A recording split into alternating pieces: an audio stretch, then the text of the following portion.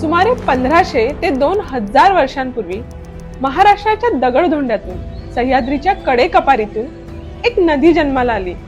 तिचं नाव होतं मराठी. अगदी नवखी, नव्हती कुठेही वाहणारी, लाघवी, धबधब्यासारखी, लाजरी तरीही जिद्दी, डोंगर दरी ओलांडताना थेंब थेंब करत पुढे सरकत होती. तेवढ्यात शके 1110 मध्ये तिला भेटले मुकुंदराज. त्या भेटीने नदीला ओळख मिळाली, शब्दांची ओळख, आणि पहिल्यांदाच तिचं पाणी काव्यात उतरलं. ती नदी आता गंगा झाली. पुढे एका 16 वर्षाच्या मुलाने तिला पुन्हा एकदा साथ दिली, ते म्हणजे संत ज्ञानेश्वर. त्यांच्या लेखणीने त्या नदीत अमृत उतरलं.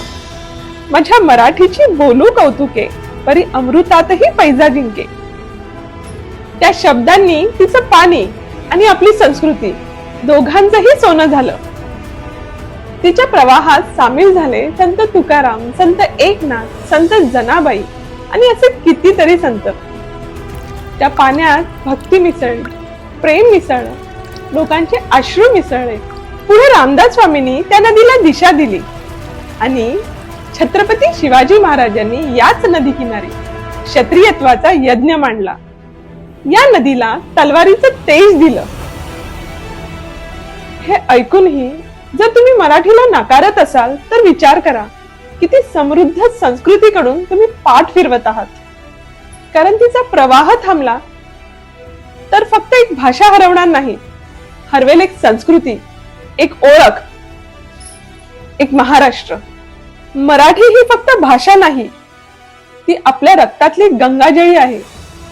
ती आपली मूळ आहे, तीच आपली ओळख आहे. ती वाचवणं हे आपलं कर्तव्य नाही, हे आपलं ऋण आहे. तर या नदीत उतरून तर बघा, हिच्या अमृताचे प्याले भरा आणि समृद्ध व्हा.